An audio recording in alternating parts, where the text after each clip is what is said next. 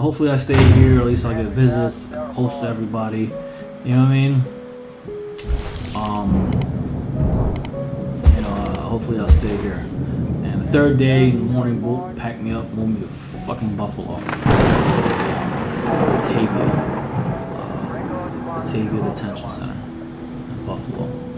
They moved me out there. I was only in Rensselaer County for like 2 days in a wake up, if that. I don't even remember, but I wasn't there that long. And yeah, they packed me up and sent me to Buffalo, Batavia Detention Center. But before they packed me up, I mean, by the time I got packed up to go there, I was sort of, I was sort of starting to give up hope. You know what I mean? Because I talked to my lawyer, the person that had represented me.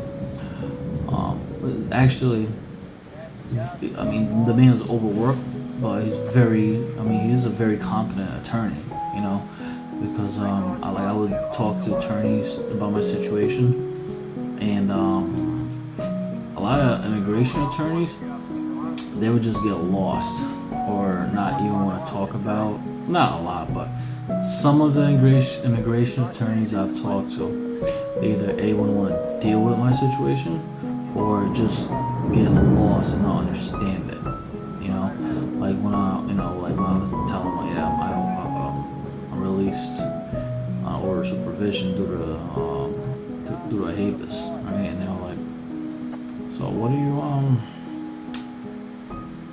do you mean habeas? You know? So I'm like, all right, so you don't understand the situation. But my lawyer, James Milstein, he actually understood he's one of the few lawyers I've talked to that actually understood what happened to me. You know what I mean? And anyway, so I talked to him on the second day there. I talked to him. He managed to call the jail, so like a lawyer visit and like a jail phone. They take you they paint the picture. They take you out of your cell. They walk you down some corridors, and you go into a room where it's attorney visit rooms for visits with your attorney, with your lawyer, and they're all blue, and the contact ones, it's like they're rooms, block and glass rooms, so the CEOs can see in there.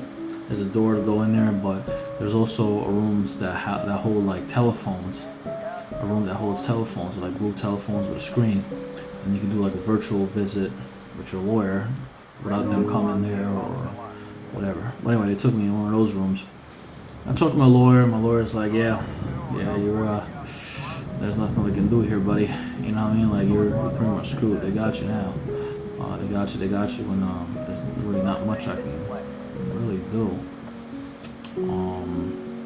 Yeah, so after I talked to him and I understood the hopelessness of it, you know, like I'm not.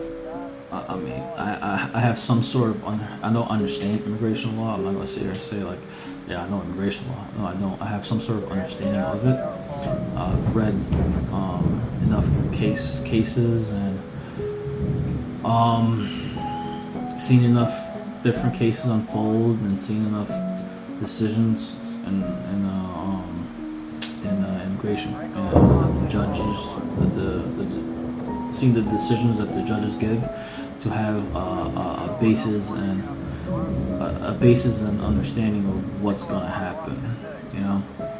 So I do understand. I'm not blind to immigration law, pretty much, you know. Like I understood when he was like, yeah, I don't think there's much we can do. Like, all right, that's when the hopelessness set in. You know what I mean? That's when the acceptance starts to set in. You know, you go from mad, this, that, and third, all these emotions, the roller coaster of emotions. But after talking to him, man, that's when the acceptance starts to set in. You know what I mean? That's when you start to, saying, fuck. You know, like what now? You know, you still haven't given up all hope, right? But you're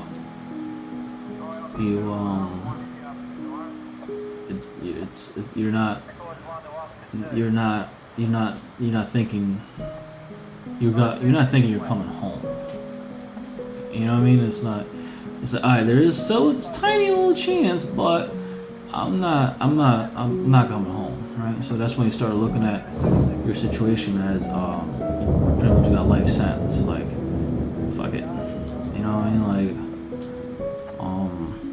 there's nothing. What are you gonna do to you? You know, like, well, what are they gonna do to you?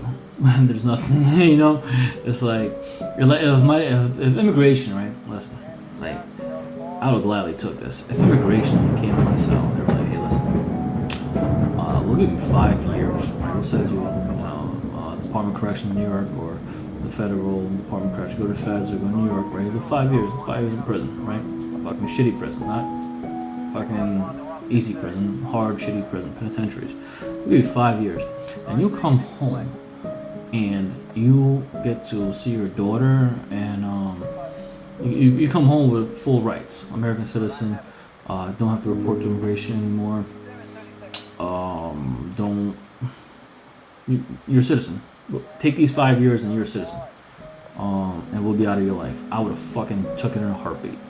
Like, thank you.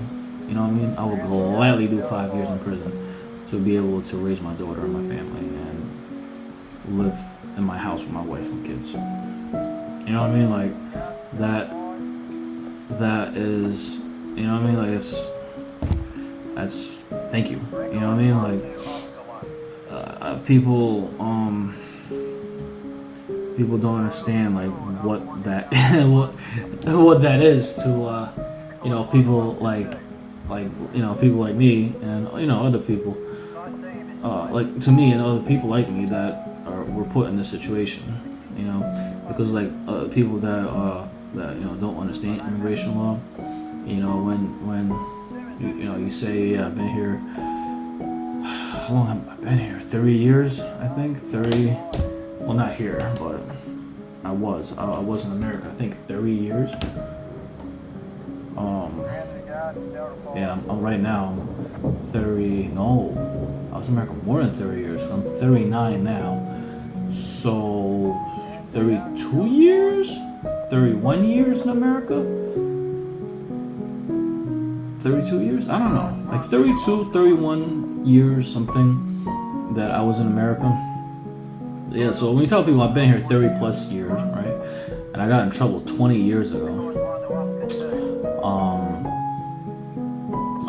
and I'm here because I got in trouble 20 years ago, and I'm married with children, and I do shit for the community, and I pay my taxes and all the other good stuff. You know what I mean? It's like, well, what do you mean? Why are you here? People don't understand that. People think that immigration just impacts like Mexicans or something. You know what I mean? I'll just be frank. Like, white Republicans think that anything to do with immigration is Mexicans. Alright? It's not Mexicans. Fuck. It's everybody. Alright? And what difference does it make if this guy is Mexican and he's been here his entire fucking life? Alright? If this Mexican child that came here when they was 6 years old, 10 years old, or whatever, and they've been here their entire life, and they have a family here and children here, and they have their whole life here, right? And they can't tell if you ask them who's the Secretary of Defense of the United States, and they don't know, and if you ask them who won the Super Bowl or how many fucking touchdowns Brady had last year, and they know, they're a fucking American. You know what I mean? Like, it does not matter what color you are. You know what I mean? That shit does not fucking matter. Alright? being an American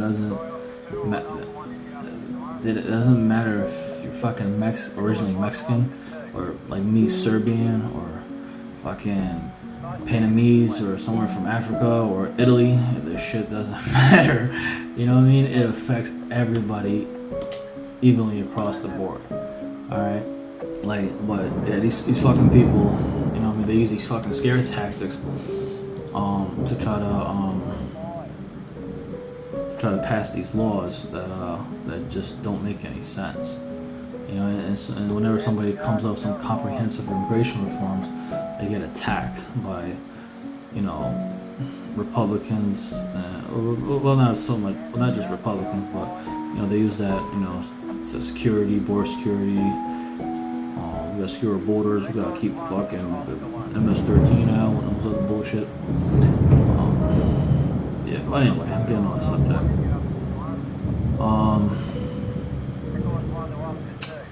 Got way off subject. But anyway, so yeah, after my lawyer told me that yeah, there's not much we can do for you, bud, and that's when you know, the hopelessness started to set in, you know, and you know, the feeling like, yeah, what else can you people do to me? You know, I'm over here thinking like, well, fuck, you know, if I did catch a new case, yeah, that just means my daughter, I guess it's easier for me to see my daughter and my wife. You know what I mean? So that's where my head was at going into Latavia. You know, I was just looking at what happened to me as like a life sentence. You know what I mean? Like, you pretty much call it life, because, you know, you're not coming home. You know, you're not you know, whatever happens, like, you're not coming home. You know, whether it's from this place, from Batavia, from wherever, you're not coming home, man. This is it for you. So, you know, like 3 days later, you know, they came, packed me up, and shipped my ass off to Batavia Federal Detention Center. And I will continue next time on what I seen there and my experiences there.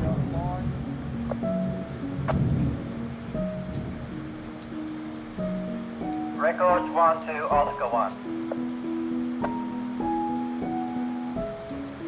Troy Oscar 2 or Alpha 1 if you have to, Mr. Morris. Records 1 to Oscar 2.